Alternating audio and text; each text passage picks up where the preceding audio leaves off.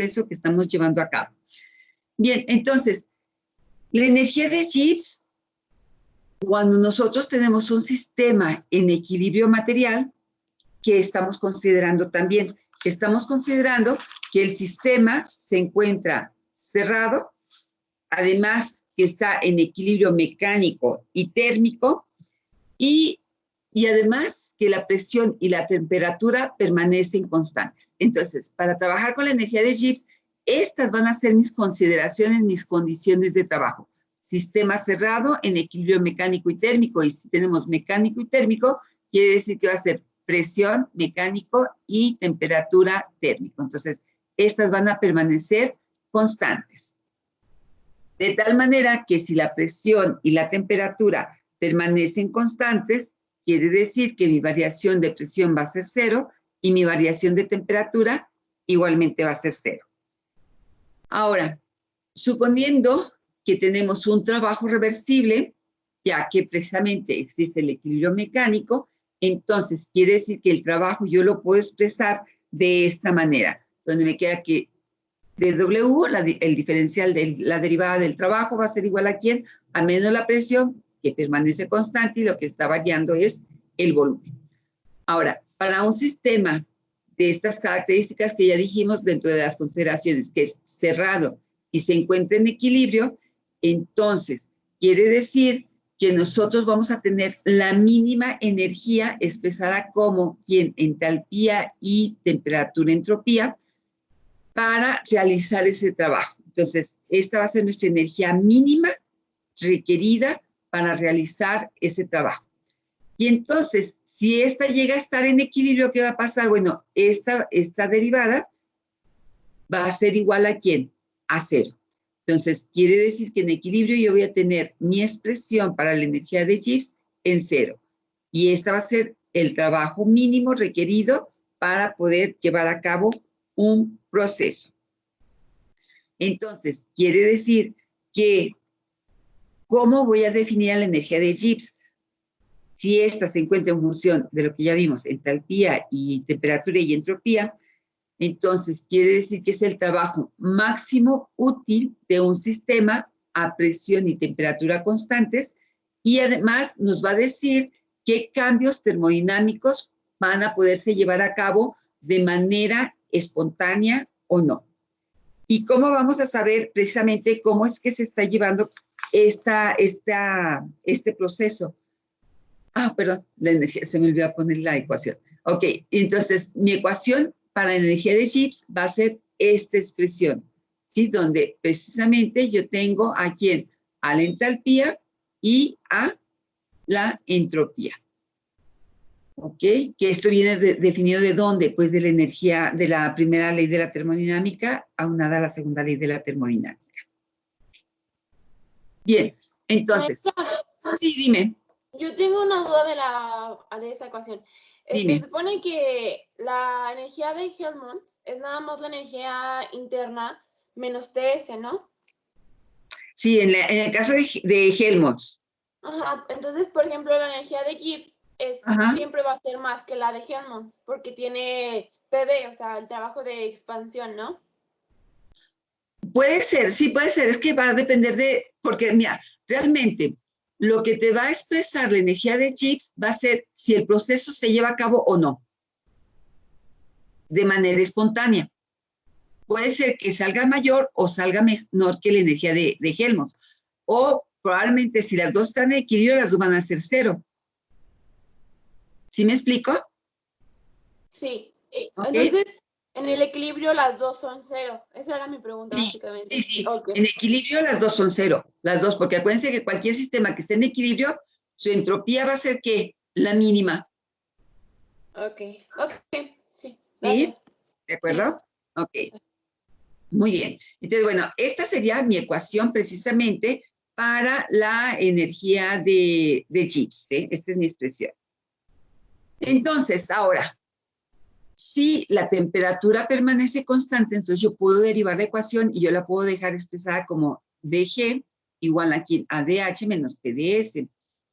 Y si la presión y la temperatura permanecen constantes y en el equilibrio, lo que decíamos ahorita, entonces mi energía de Gibbs va a ser cero.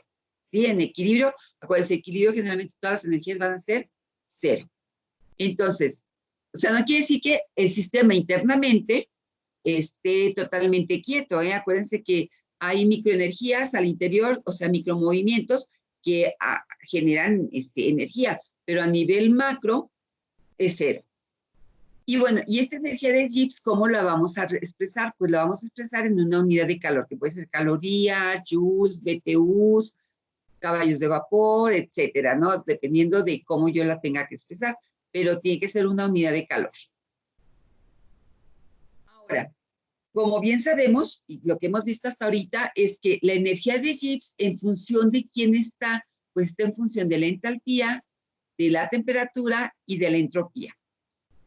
Por lo tanto, si todas estas son variables de estado, entonces quiere decir que la energía de Gibbs también es una función de estado. Estas son funciones de estado, variables de estado, y la energía de Gibbs es una variable o función de estado. Y además, ¿cómo van a ser estas energías? Algunas de ellas son aditivas, en el caso de la temperatura no, pero la energía de Gibbs de manera general queda como una propiedad extensiva. Y entonces, cuando estamos hablando de esto, quiere decir que para un sistema a presión y temperatura constante, ¿qué va a pasar? Que yo voy a tener la mínima energía de Gibbs con la máxima entropía. Entonces, quiere decir que para procesos espontáneos a temperatura y presión constantes, los sistemas se van a desplazar ¿hacia dónde? Hacia un estado en el cual mi energía de Gibbs sea la mínima en el equilibrio y mi entropía, por lo tanto, va a ser la máxima. De tal manera que entonces, ¿cómo podemos decir qué tipo de procesos son los que yo puedo tener? Bueno, lo que yo les decía ahorita, la energía de Gibbs es mínima en el equilibrio cuando se tienen procesos espontáneos a temperatura y presión constante. Ahora, ¿cómo voy a tener yo o cómo voy a definir yo qué tipo de proceso tengo de acuerdo a la energía de Gibbs, a mi variación de energía de Gibbs que tengo?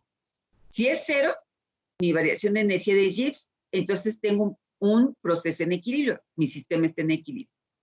Si es mayor de cero, es decir, que es positiva, quiere decir que mi proceso no es espontáneo y por lo tanto necesito inyectarle trabajo y voy a tener un proceso de qué tipo, endergónico.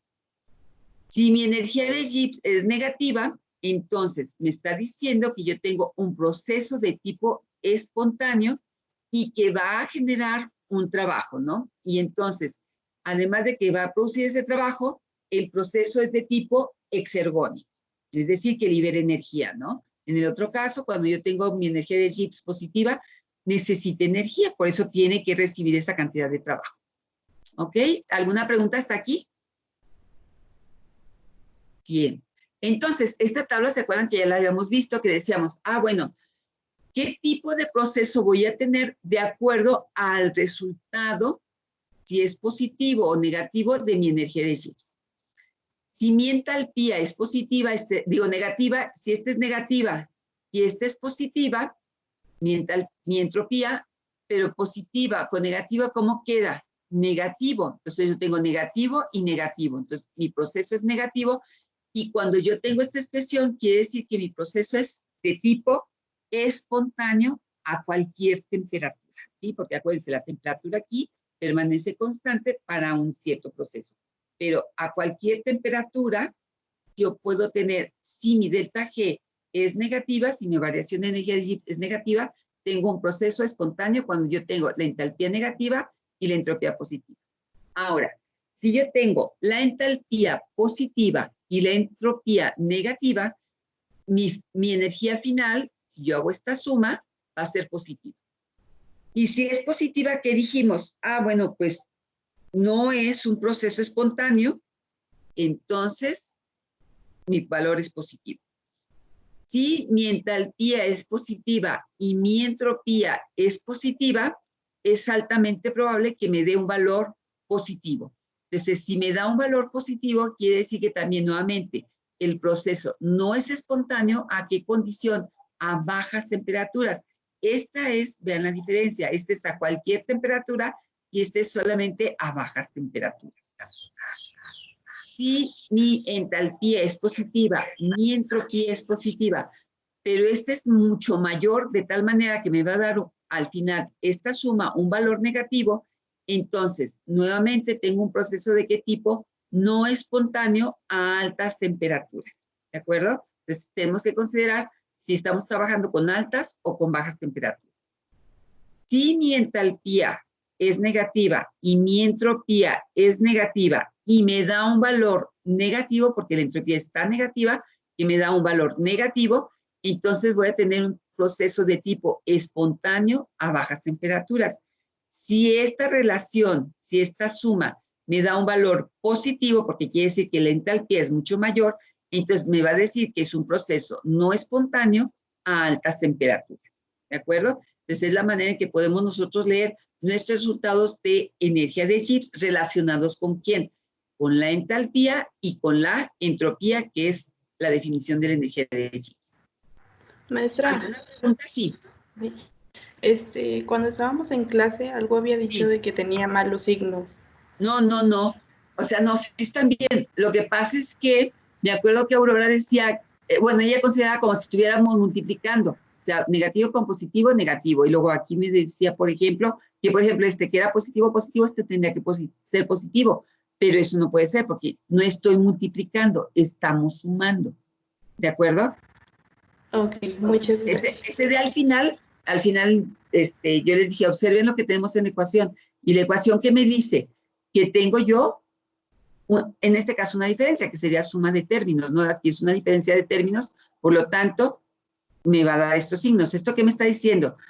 Por ejemplo, en este caso, que la entalpía es negativa y que la entropía es negativa, ¿sí? Pero este es mucho más negativo que este producto. Entonces, si este es mucho más negativo, mi proceso es de qué tipo? Espontáneo. ¿Pero bajo qué condición? Bajas temperaturas. Si es positivo, quiere decir que este valor, si este es negativo, menos por menos, ¿qué me da? Más. Quiere decir que este producto de la entropía es positivo. ¿Qué pasa cuando tenemos entropía positiva? ¿Qué signo toma la entropía con signo positivo? Digo, perdón, ¿qué me define a la entropía con un signo positivo? ¿Se acuerdan? ¿Qué pasa con el calor en un sistema cuando tiene signo positivo? ¿Ingresa o sale del sistema? Ingresa al sistema. ¿Y qué pasa con la entropía? Aumenta. Aumenta la entropía y está ingresando ¿a dónde? Al sistema. Entonces, quiere decir que aquí, ¿yo qué estoy haciendo? Si este término me sale positivo, porque es el que le está ganando a este otro, que es el negativo, ¿qué pasa? ¿Qué me está diciendo esto? Que le estoy inyectando energía. Y si yo le inyecto energía, ¿qué pasa? Es un sistema no espontáneo. ¿Sí? Pero aquí, cuando yo tenga que la entalpía es positiva y la entropía, la entalpía es negativa y la entropía es negativa, si yo tengo altas temperaturas, entonces me va a dar un valor positivo. Y es un proceso no espontáneo. ¿Por qué? Porque estoy inyectando una cantidad de energía. ¿Sí queda claro eso? Sí. Ok. Bueno, entonces, ¿qué pasa con la energía de Gibbs para las reacciones químicas? Pues algo también muy sencillo de poder hacer su cálculo, ya que ya sabemos que si tenemos un mecanismo de reacción en un mecanismo reversible, yo voy a tener de mis reactantes los productos C y D. Entonces, la energía de Gibbs, ¿cómo la podemos expresar de manera general? Pues es la suma de todas las energías de cada uno de los productos menos la suma de las energías de los reactantes, ¿de acuerdo? O sea, de manera general, la variación en mi reacción química, la energía de Gibbs es la representación de la suma de productos menos reactantes. de sus energías de Gibbs de cada uno de ellos. Que recordemos que la energía de Gibbs la podemos obtener de tablas, ¿no? Les mostraba el otro día el libro de Fisicoquímica de Castelar, donde en esa columna precisamente aparece que entalpía, entropía, energía de Gibbs, etc. y del TP. Ok, entonces ahora, si nosotros expresamos la energía de Gibbs, la variación de energía de Gibbs para productos y reactantes, quiere decir que yo tengo mi entalpía y mi entropía para los productos menos mi entalpía y mi entropía para los reactantes. Esta es la definición, acuérdense, de la energía de Gibbs. De tal manera que si reordenamos, entonces me quedaría la entalpía expresada, la entalpía y la entropía. De tal manera que entonces me quedaría que la variación de la energía de Gibbs en la reacción va a ser que delta H menos T delta S. ¿Sí? Donde cada uno me está expresando precisamente la variación de la entalpía en la reacción y de la entropía en esa misma reacción. Ahora, para los elementos, cuando estamos trabajando la energía de Gibbs bajo condiciones estándar, esto me está diciendo que es condición estándar, energía de Gibbs de formación en condición estándar, cuando se encuentran elementos, solamente elementos, la energía de Gibbs va a ser 0. ¿Y cuáles son? Sí. La ecuación anterior es para expresar GP menos GR. Sí, o sea, aquí ¿qué estamos haciendo? Este es para mi reacción. Este delta H, ¿quién es? Productos menos reactantes. Y este delta S, ¿quién es? Productos menos reactantes. O sea, este delta H me expresa a esta diferencia y esta delta S, porque la temperatura permanece constante, delta S, ¿quién es? La diferencia de productos y reactantes. ¿Sí está claro? Sí, gracias. Muy bien. Entonces decíamos, las condiciones estándar, ¿cuáles van a ser? Pues una atmósfera de presión y 25 grados Celsius. Y decimos que la energía de Gibbs de formación para elementos va a ser igual a 0 para los elementos. Muy bien, ahora, si observamos precisamente cómo es que se lleva a cabo la reacción bajo temperatura y presión constantes y cómo la voy a considerar, si es espontánea o no espontánea, pues también es considerando lo anterior, ¿no? Que hemos visto para procesos. Si yo tengo mi reacción, mi mecanismo de reacción, que es A más B me da C más D, y mi energía de Gibbs para esa reacción me da un valor negativo, entonces quiere decir que mi proceso es espontáneo. Si este mecanismo de reacción me dice que mi energía de Gibbs es positiva, entonces quiere decir que es no espontáneo. Y si es igual a 0, lo que ya hemos visto, está ya en equilibrio. Y por lo tanto, no se puede realizar ya ningún cambio en este mecanismo de reacción. ¿De acuerdo? Entonces, ahora, ¿qué pasa con la energía de Gibbs cuando estamos trabajando bajo condiciones de temperatura constante? Entonces, cuando yo tengo estos cambios, la energía de Gibbs va a ser que, pues la mínima, ¿no? Entonces, esta va a ser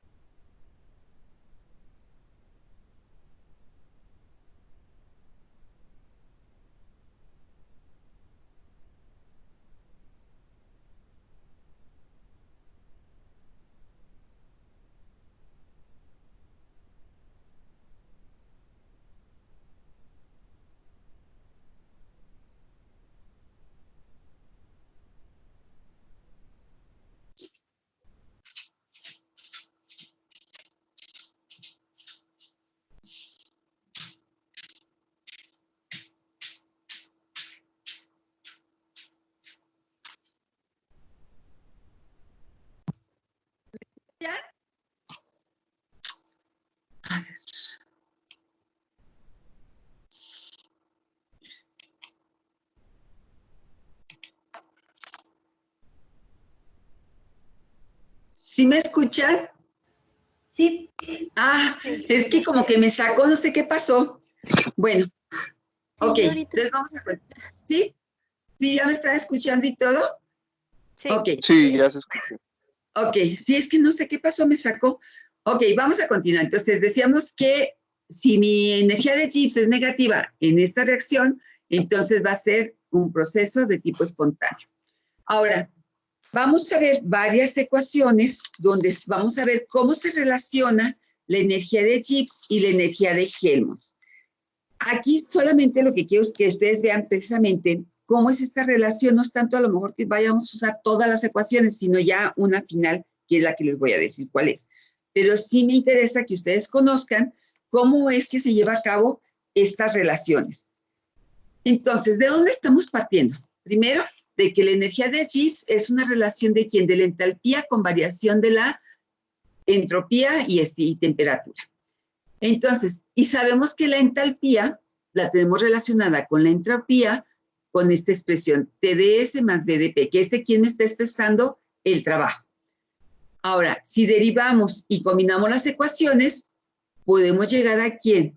A el diferencial de la energía de Gibbs, igual va a ser a ¿quién? A BDP menos SDT, es decir, retomando estas ecuaciones, estas dos expresiones, podemos obtener esta ecuación, que ya me está empezando a relacionar. Ahora, aquí lo que vamos a ver precisamente, cómo es que se manejan las relaciones entre la energía de Gibbs y las otras variables, permaneciendo unas a presión constante, a temperatura constante o a volumen constante. Ahora, si yo tengo una condición de volumen y entropía constantes, entonces quiere decir que la energía de Gibbs va a ser una función de la presión y de la temperatura. Si yo considero a la presión como una constante, entonces quiere decir que yo aquí tengo la ecuación, la puse aquí para que ustedes la visualicen. Si yo tengo la presión constante, ¿qué pasa si yo tengo la presión constante? Este término, ¿qué pasa? Se me elimina, ¿no? Se me hace cero este término. Y por lo tanto, si yo despejo, ¿qué me queda? Dg en dt a presión constante va a ser igual a ¿quién? A menos la variación que yo tenga de ¿quién? De la entropía. Lo mismo pasa si yo mantengo la temperatura constante. ¿Qué pasa si yo tengo la temperatura constante? Pues este término se me elimina. ¿Y quién me queda? La variación infinitesimalmente pequeña entre la variación de la temperatura igualmente, digo de la presión, perdón, de la presión a temperatura constante va a ser igual a ¿quién? A mi variación de volumen. Esta es una manera de expresarlo matemáticamente, ¿no? Entonces, quiere decir que yo, si tengo presión y temperatura constante, yo puedo tener estas expresiones, estas relaciones de la energía de Gibbs. Ahora, si la entropía permanece constante, ¿qué quito? Pues el delta, porque el delta ya es para una variación. Entonces, si permanece constante, entonces quiere decir que la variación de la energía de Gibbs con respecto a la temperatura a presión constante va a ser igual a ¿quién? A menos de entropía, y lo mismo para el volumen, ¿no? Si yo tengo variación de la energía de Gibbs con respecto a la presión a temperatura constante y el volumen permanece constante, entonces desaparece el delta, ¿no? Que es el incremento o variación. Que se desaparece y me quedan solamente las expresiones de manera sencilla sin incrementos.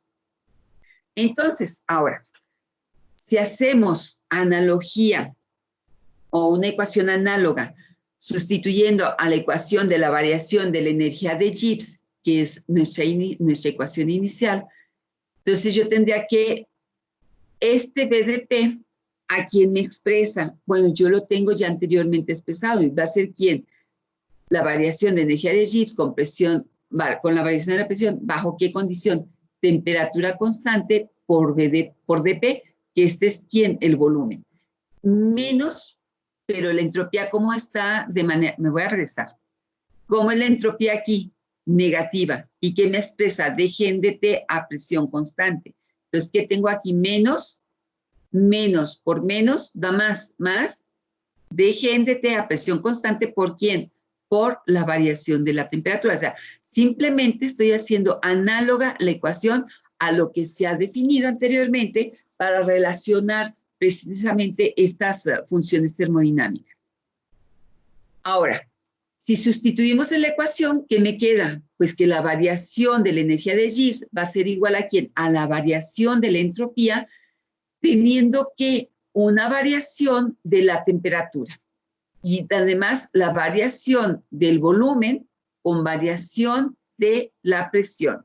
Cuando aquí permanece ¿quién constante? La temperatura, y cuando aquí ¿quién permanece constante? La presión. Entonces, esta ecuación ya me está relacionando a todas las variables que están involucradas, variables termodinámicas. De tal manera que entonces la energía de Gibbs y Helmholtz yo la puedo tener expresada con esta relación, donde tengo que la energía de Gibbs va a ser igual a ¿quién? A la entalpía más esta condición, variación de energía de Gibbs con respecto a la temperatura, a presión constante. ¿De acuerdo? Entonces, esta va a ser mi expresión para la relación entre Gibbs y Helmholtz. Maestra. Sí.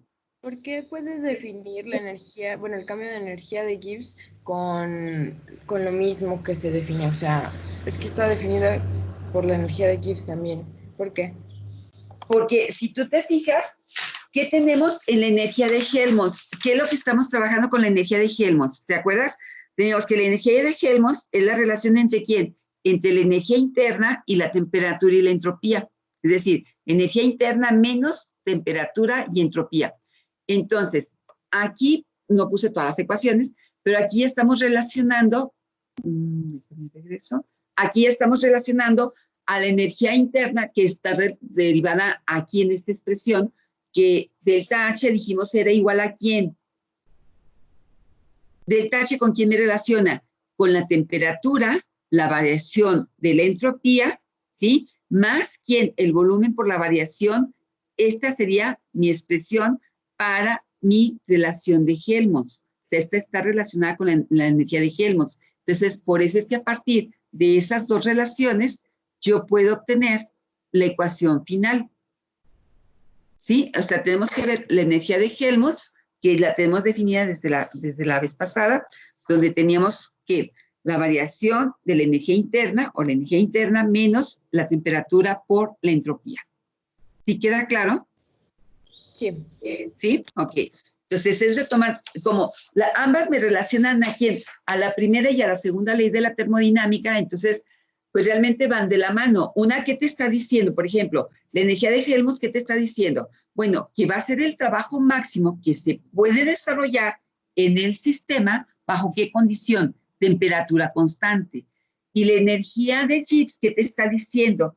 Es el trabajo máximo útil que se requiere en el sistema, ¿bajo qué condición? Presión y temperatura constante. O sea, Gibbs trabaja con presión y temperatura constante y Helmholtz trabaja ¿con quién? Con temperatura constante. Y aquí la tenemos. La temperatura es constante. ¿De acuerdo? ¿Sí queda un poco más claro? Gracias. Bueno, muy bien. Entonces, viendo precisamente, madre. ¿Que se trabaje a temperatura y presión constante significa que son procesos isotérmicos? Bueno, sí, si tú manejas si manejas temperatura constante, es isotérmico. Si trabajas presión constante, ¿qué es? Isobárico, ¿de acuerdo? O sea, es un proceso en un sistema cerrado a presión y temperatura constante, es decir, un proceso isobárico y además isotérmico, ¿de acuerdo? Ok, gracias. ¿Sí? Sí, ok. Bien, entonces decíamos, si ahora queremos ver la dependencia que hay entre la energía de Gibbs y la temperatura, entonces podemos definir precisamente, a esta ecuación, donde estoy trabajando con ¿quién? Con la temperatura y presión constantes. Entonces, de acuerdo a la energía de Gibbs y de Helmholtz, que sabemos que podemos tenerla con esta expresión, y sustituyéndola en la ecuación anterior, yo puedo tener esta expresión de delta G de la variación de energía de Gibbs en las reacciones químicas, donde tengo aquí a la variación de la energía de Gibbs a presión constante relacionada con ¿quién? Con el valor negativo de la entalpía y la temperatura. De tal manera que entonces simplificando, yo me quedaría con mi ecuación que me expresa la variación de la energía de Gibbs en una reacción química, ¿sí? Considerando a quién, a la variación de entalpía y la temperatura. ¿De acuerdo? Bien. Entonces, ahora vamos a ver precisamente cómo podríamos hacer ese cálculo de las energías, porque hemos visto hasta ahorita, bueno, ecuaciones que sí, bueno, me hablan de la energía de Gibbs, me hablan de la energía de Helmholtz, de la entropía, energía interna, pero muchas veces estas variables no son tan fácilmente medibles. Tenemos que relacionarla bajo qué condiciones, bajo variables que yo pueda medir. ¿Y cuáles son las que sí puedo medir? Pues temperatura, presión y volumen, ¿no? Esas son variables que yo puedo medir para poder relacionarlas con los cálculos de las energías. Entonces, si yo tengo un proceso isotérmico, aquí está mi temperatura constante, entonces mi proceso es isotérmico, entonces yo puedo expresar, ya conocemos la expresión de la energía de Gibbs, y primero calculo a quién, a la entalpía y a la entropía. Y a la energía de Gibbs bajo condiciones isotérmicas. Entonces, quiere decir que yo debo considerar un proceso reversible y con la entropía constante. Bajo esta condición de temperatura constante, yo sé que la variación de energía de Gibbs con respecto a la presión va a ser igual a ¿quién? Al volumen. Es algo que ya teníamos definido anteriormente, ¿se acuerdan? Y entonces, si yo tengo un gas ideal, entonces quiere decir que mi energía de Gibbs va a ser volumen por dP. Ahora, esa variación de energía de Gibbs, que es el estado final menos el estado inicial, entonces vamos a ir desde la presión inicial hacia la presión final por la variación de la presión. Entonces, para un gas ideal sabemos que el volumen es igual a ¿quién? A nRT sobre T, ¿sí? Partiendo de ¿qué? De la ecuación general de los gases ideales. Entonces, a partir de esta ley, yo puedo tener esta sustitución para dejar expresado todo que en función de la presión, de tal manera que así puedo obtener mi relación de los cambios de energía de Gibbs para un sistema con variables que sí puedo medir, que son la presión. Y entonces yo tengo la presión, la R la conozco, la temperatura la conozco porque el proceso lo estoy trabajando bajo esta condición, de tal manera que entonces mi energía de Gibbs yo la puedo calcular. ¿De acuerdo? Ahora, si integramos la ecuación, me quedaría, bueno, que de manera sin considerar, sino de manera general, sin considerar el gas ideal, me queda que la energía de Gibbs es el volumen por la variación de la presión. Esto se expresa ¿para quién? Para sólidos y líquidos. La anterior solamente es ¿para quién? Para gases. ¿Y qué es lo que podemos observar de estos resultados? Siempre que la energía de Gibbs para gases siempre va a ser muchísimo mayor que la que tenemos en líquidos. ¿Por qué sería esta manifestación? ¿Por qué creen ustedes que podríamos tener este tipo de resultados? ¿Por qué las moléculas están más separadas? ¿Por qué qué? Porque las moléculas están más separadas. Ajá, ¿y qué más? ¿Y eso a qué te lleva? Que la entropía es máxima en los gases. Exacto, ya, ok, muy bien. Entonces, quiere decir que ahí está en función ¿de quién? De la entropía, ¿sí? Entonces, se fijan cómo la energía de Gibbs, Helmholtz y estas dos energías están muy estrechamente relacionadas ¿con quién? Con la entropía. Y eso es lo que nos está dando como información. Muy bien. Entonces, ahora, si llevamos a cabo un proceso de tipo reversible bajo condiciones de temperatura y presión constante, entonces quiere decir que la entalpía va a ser igual a ¿quién? Al calor. Y la entropía sabemos que es la relación de calor entre la temperatura. Por lo tanto, bajo condiciones de equilibrio, mi energía de Gibbs va a ser 0. ¿De acuerdo? Ahora, para encontrar la energía de Gibbs, de Helmholtz en un proceso reversible, en un proceso isotérmico, sabemos que esta es mi relación de mi energía de Helmholtz. Y la energía de Helmholtz trabaja bajo ¿qué condición dijimos? Temperatura constante.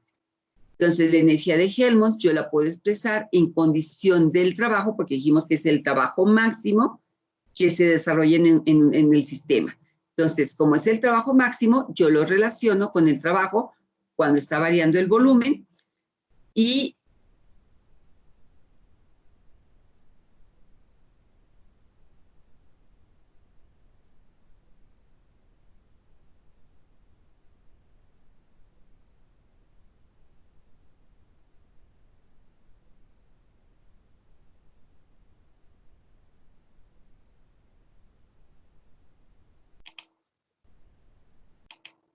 ¿Me escuchan?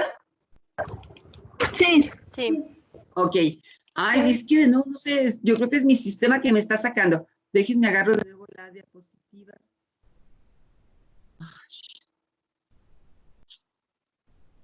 Ahora sí he tenido problemas. ¿Ya? ¿Ahora sí lo ven? No. No. No. Ya. A ver, déjenme. ¿Ya? Sí. Ah, ok, perfecto. Bueno, entonces decíamos, estas serían mis relaciones de Gibbs y de Helmholtz, ¿sí? Para los procesos. Bien, ahora vamos a ver precisamente las relaciones de las propiedades termodinámicas desde el punto de vista matemático. Son relaciones sencillas, son de las que ya hemos visto, y nuevamente con la finalidad de ¿qué? De poder hacer los cálculos, ¿no? ¿Y cómo puedo hacer los cálculos? Decíamos, pues teniendo temperatura, volumen y presión, de otra manera no los puedo calcular. Entonces, si relacionamos estas variables o estas definiciones de Gibbs y Helmholtz con otras variables de estado, entonces, nuevamente consideramos procesos reversibles y considerando la primera y la segunda ley de la termodinámica, sabemos que la energía interna va a ser igual a ¿quién? Al calor más el trabajo, y la entropía, el calor reversible entre la temperatura. Entonces, de acuerdo a estas leyes, sabemos que la energía interna para un proceso reversible y además cerrado va a ser igual a la entropía a temperatura constante, son procesos isotérmicos, y además son presión constante isobárico con variación de volumen. Entonces, las ecuaciones correspondientes utilizando las definiciones de entalpía, energía de Helmholtz y energía de Gibbs van a ser, ¿quién? La relación entre estas variables, y además, si sustituimos a la energía interna, ¿quién va a ser lo que ya hemos definido anteriormente? ¿No? La energía, ¿quién es? La temperatura por la variación de entropía menos la presión por la variación de volumen. Entonces, la entalpía va a ser TdS más ddP. Ahora, si retomamos las definiciones de la energía de Gibbs y de la energía de Helmholtz, y diferenciando estas ecuaciones, entonces tendríamos que la variación o la derivada de la energía de Helmholtz va a ser igual a ¿quién? A menos PdV, menos SdT, y la energía de Gibbs, BDP, menos SdT.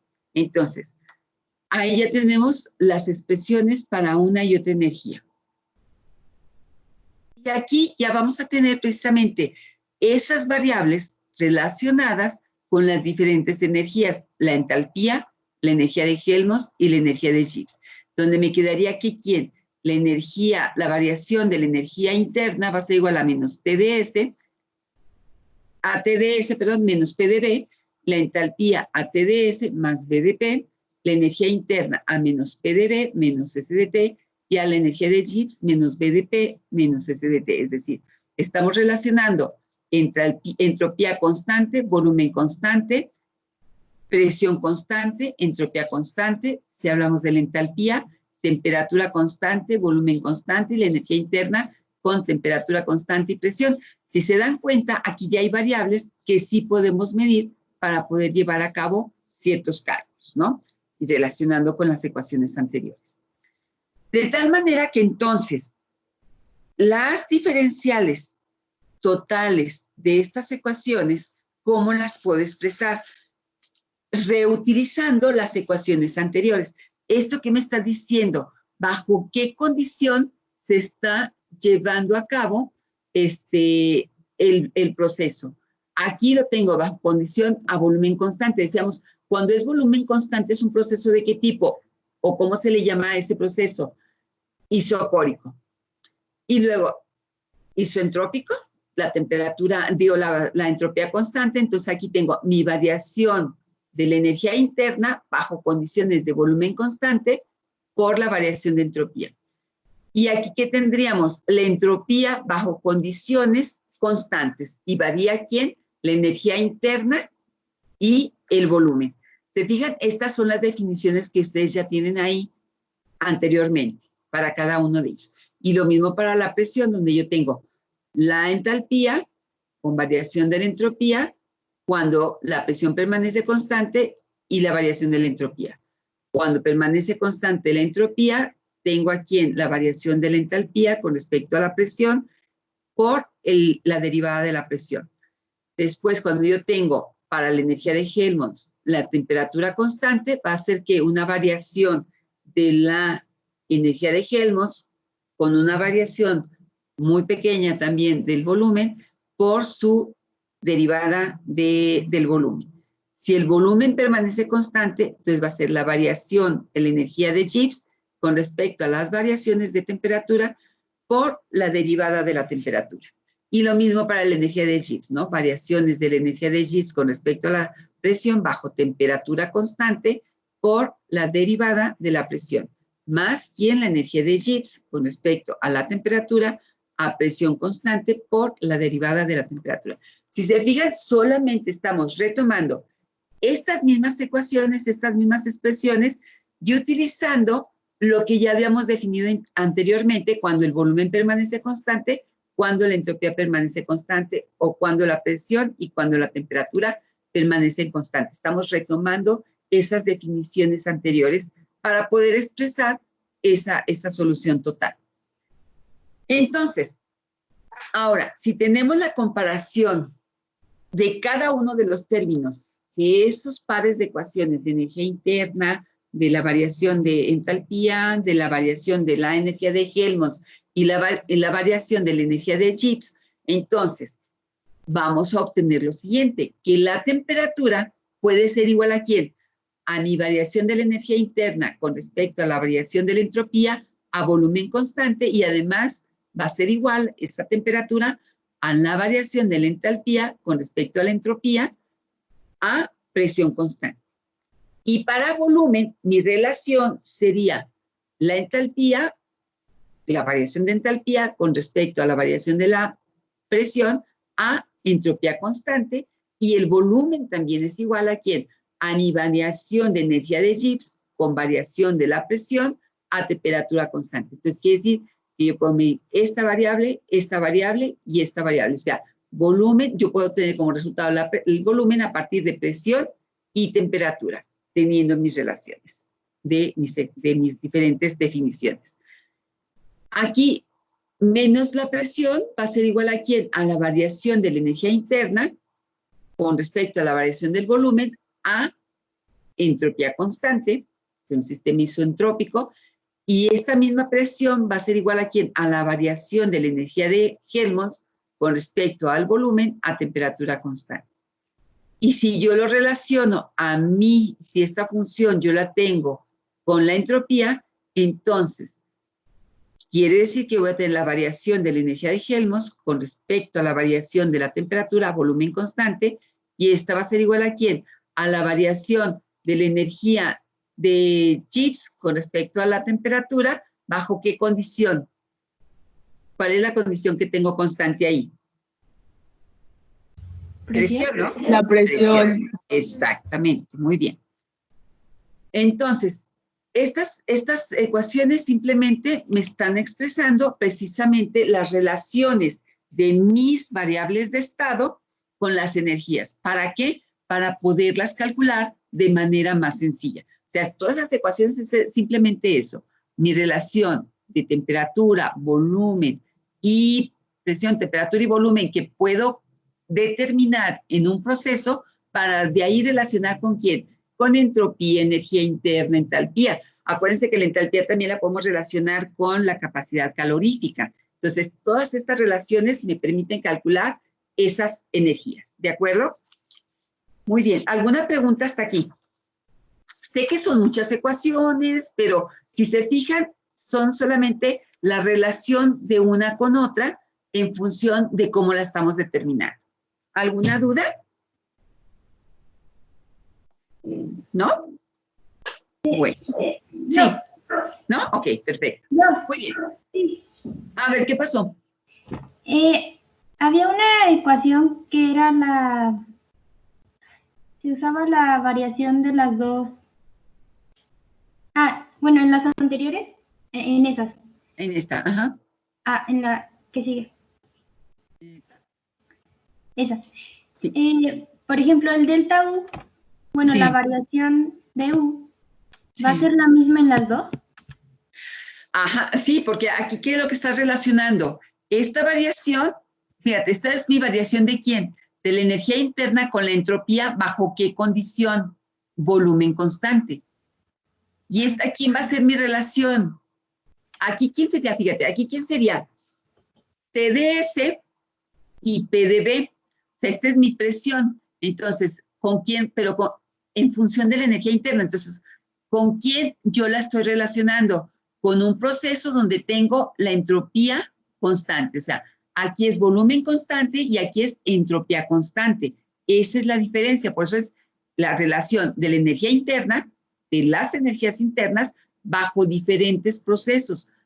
Esta energía interna está relacionada bajo este proceso que es a volumen constante y este proceso que es a entropía constante.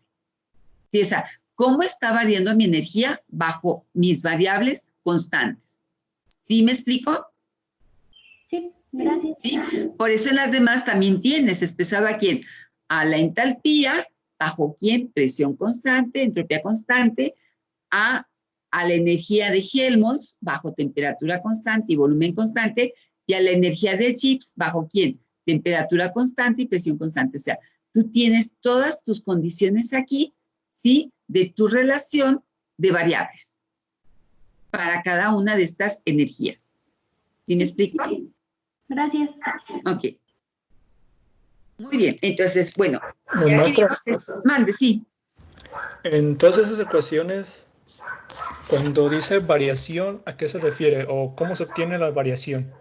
Aquí hay un cambio. Acuérdate, acuérdense, la derivada, esta es una derivada parcial. Esta derivada parcial me está indicando que es algo, una variación muy, muy, muy pequeña. Porque, ¿se acuerdan que les decía? Cuando yo tomo sistemas muy, muy pequeñísimos, micro, de tamaño micro, entonces yo trabajo con derivada, con derivadas parciales, con diferenciales. Esta es una diferencial.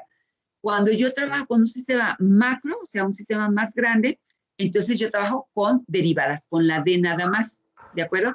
Esto me está diciendo que yo estoy trabajando con un sistema en el cual estoy tomando una pequeñísima porción, infinitesimal. Entonces, eso es lo que me está diciendo. ¿Y eso qué me está expresando? Pues la diferencia entre quién? Entre mi proceso final menos proceso inicial. ¿De acuerdo? Mi etapa inicial, mi etapa final menos mi etapa inicial. ¿Sí me explico? Sí. ¿Sí? Eso es lo que te expresa. O sea, en lugar de tener aquí una D, tengo una delta. No, una delta, ¿cómo se llama? Sí, es delta. Entonces, yo tengo una diferencial aquí. En lugar de una D, de derivada, una diferencial, pero es por el tamaño del sistema que estoy tomando. Sí, ¿Sí? Maestra. Sí. Y en cuestión de las deltas, ¿qué simbolizan entonces esas? Delta, un incremento. O sea, por ejemplo, ¿qué nos supone que es la diferencia? También, por ejemplo, delta T es claro. menos no, bueno. Claro, claro. Acuérdense. Ok. Cuando vieron cálculo diferencial, ¿qué es lo que empezaron viendo? Incrementos, ¿no? Y después ese incremento, ¿a qué se transformó? A una derivada. Ok. ¿Se acuerdan cuando vieron esta parte de cálculo diferencial? Entonces, todo eso es lo que se está aplicando aquí. Yo cambio de un incremento, mi incremento, ¿qué me está diciendo? Pues que es la diferencia entre lo final menos el inicial. Y entonces, ese incremento con transformaciones, yo lo llevo ¿a quién? A una derivada. Bueno, si yo considerara un tamaño más pequeño en mi sistema, yo lo llevo a una diferencial. Este es mi diferencial. Y entonces esa diferencial yo voy a trabajar. Con esto es cuando nosotros decimos, pues voy a trabajar con una derivada parcial, con diferentes condiciones matemáticas, ¿no? Y no vamos a verlo eso aquí. Entonces, esto simplemente te está diciendo, este es muy pequeñitito, por lo tanto, mi sistema es micro. Y yo entonces me voy a una cantidad micro. Cuando tengo la derivada, bueno, ya es un tamaño más grande. Y cuando tengo el incremento, entonces estoy considerando también un sistema macro, ¿sí? Pero solamente es transformar del incremento a la derivada y luego una derivada parcial. A una diferencial, perdón. No derivada parcial, una diferencial. Gracias, maestra. ¿De acuerdo? Ok, muy bien. ¿Alguna otra pregunta? Sí, yo. Sí, dime. Con las fórmulas anteriores. Ajá, sí. ¿En cuál? Por ejemplo, no, con las últimas que acabamos de ver. ¿Estas? Ok. Por ejemplo, se podrían despejar las fórmulas y de que, por ejemplo, calcular la diferencial de, no sé, de la entalpía con esa fórmula, con la primerita que está, y despejando nada más como el diferencial de entropía. Sí, porque va a depender de lo que estés buscando. Entonces, yo puedo llegar a usar esto, porque aquí ya tengo mis relaciones de quién. ¿Cómo es mi proceso? ¿A volumen constante o a presión constante? Entonces, yo tengo que ver esta condición para saber qué relación yo puedo utilizar. Sí, en un momento Pero, por yo lo puedo ejemplo, usar. Sí. En esa primera también tendrían que especificar que es a temperatura constante, ¿no? Bueno, lo que estás buscando, exacto, porque y tu temperatura no está variando, es constante. Tu temperatura la estás buscando bajo qué condición, o volumen constante o presión constante. O mi volumen, bajo qué condición, entropía constante, temperatura constante, y así cada una. Esto es lo que me está diciendo. ¿Qué es lo que yo necesito? Necesito la presión.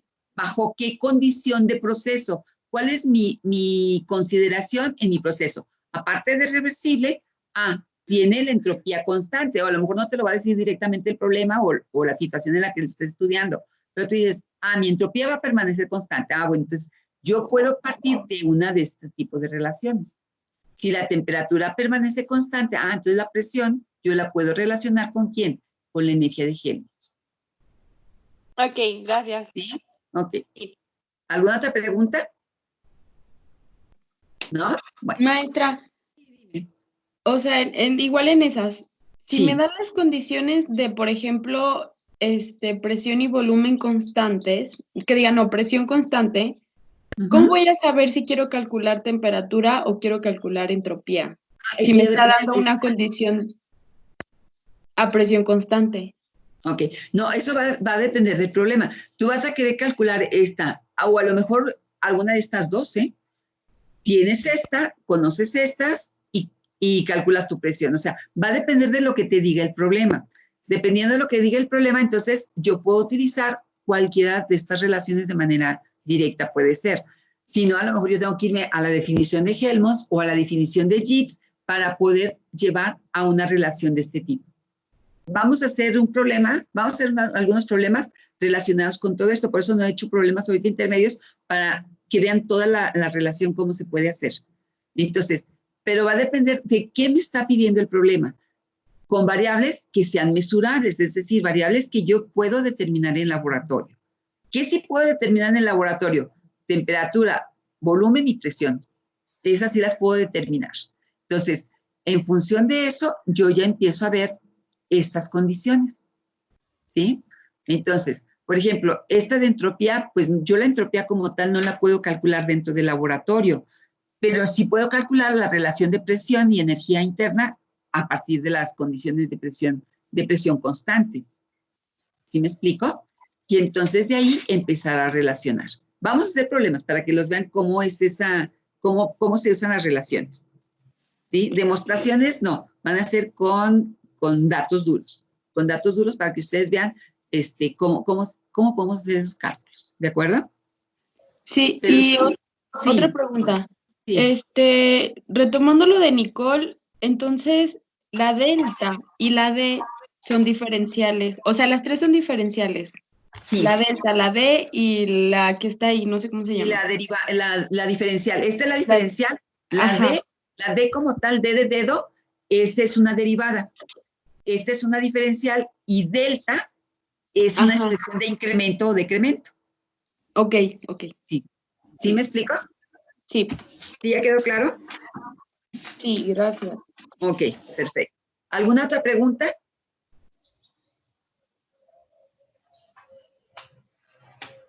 Bueno, creo que por ahora ya van a ser las 10 y no sé si tengan otra clase en línea. Entonces, dejamos aquí y ya mañana, ahora sí, ya mañana terminamos la unidad para empezar a hacer algunos problemas relacionados con esta segunda parte y entonces pues también para que programen luego ya el examen, ya que programen los 2 exámenes, el primero que está hasta al punto 9 y el segundo que es hasta que terminemos la unidad, hasta el término de la unidad, ¿no? Y vamos a hacer ya mañana problemas, los de relaciones de